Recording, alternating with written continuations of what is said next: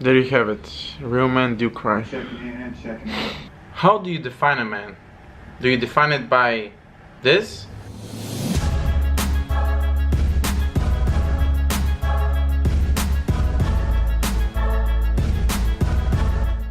Or do you define it by this?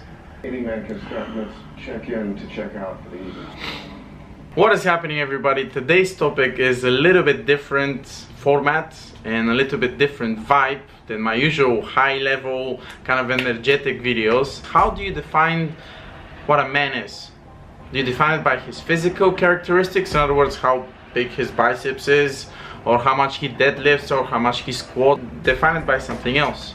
Today's video is really about exploring that a little bit more. It's something that I want to put up for you guys for discussion, because it's something that I've been doing quite a lot of research for the past few months.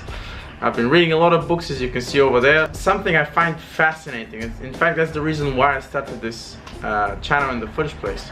You know what? People are always really quick to judge. Right now we live in a society which is, predominantly driven by social media. There's a lot more awareness about social media. A lot more people are staying there, and it really begs the question: okay, do all the things that people post on social media actually true? Of course not. Of course not. Most of the people, I believe, which are posting all this cool lifestyle, I think silently are really begging for something more than this attention. But that's a topic for a different video. Now, why am I saying all of this? Yesterday we had a meetup.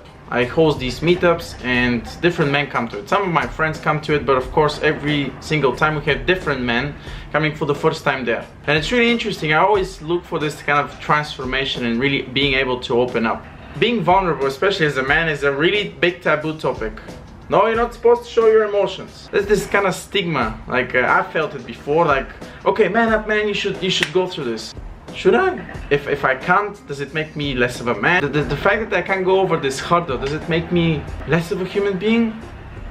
And I think partially social media has driven this so much so that to the point where you're very quick to judge. And I'm guilty of that, and I've really been putting a lot of effort and a lot of work to really take a step back and like, okay, there's always a back history to all these kind of things. The point I'm trying to make is yesterday when we did our meetup and this army vet came. He's like 50 years old. You can tell he's a tough guy. He's been through a lot of things. He's seen some things. We first of all, we do some exercises just to kind of get the things going and get the guys start talking. And afterwards we sit down, we do some mental exercises. I guide them through some meditation. And then we have a section where each of us is gonna speak for about 5 minutes uninterrupted. It always strikes me, this is something I always look for, always strikes me whenever men specifically tend to open up. And in some cases, after only like an hour and a half, they open up to things that they haven't shared with their significant other, they haven't shared with their family, they haven't even shared with some of their friends. And yet they're sharing it with all these seeming strangers. And it's fascinating to see. It really begs the question, okay, if men aren't supposed to cry, or they aren't supposed to show their vulnerabilities, how the fuck do they do that in the first place? Part of what's making us human is, expressing these emotions, feeling these, feelings. And every single time we suppress that and, oh man, you gotta man up and, put the lid on top of it, I think this leads to a whole bunch of other really bad things that's gonna happen. Over time, you get conditioned to man up, to not express our feelings, and we become hollow men. Hollow men unable to show emotion, hollow men unable to connect with other people, with your significant other, for example. In the army they have something, I think the SEALs have something, the quickest man to really make a warrior is to kill the feminine in them. I get all that, not necessarily every single time you would be able to show a vulnerability or you're able to show emotion. Because say for example, if you're leading a squad of soldiers, of course you're not going to start crying because it's going to really kill all the morale. It's like, wow, I had confidence in this leader and now it's not working out. I get all that. There's always going to be exceptions to that rule, but not showing any emotion, not showing vulnerability, not allowing yourself to cry, that's fucked up, man. I get all that. This is a heavy topic. I'm sure some of you would prefer to be on Instagram right now or on Facebook scrolling down through some, mindless content that is not really going to benefit your life at all. This content is for people who will resonate with it, so I don't really care. But it's important that we talk about these mental health issues and not be so quick to judge, and understand that by showing vulnerability, I think there's a lot of magical things that can happen. I was watching this movie called The Work.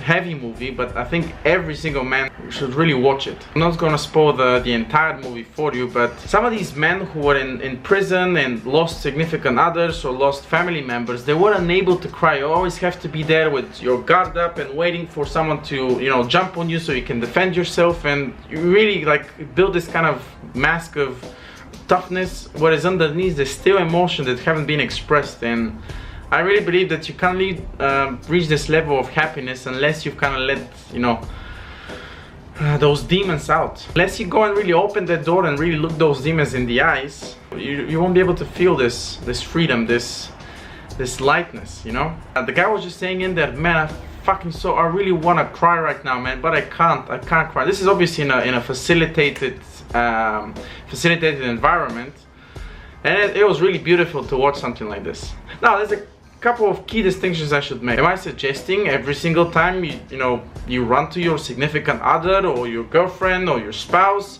and you cry on their shoulders because you didn't get that promotion? No.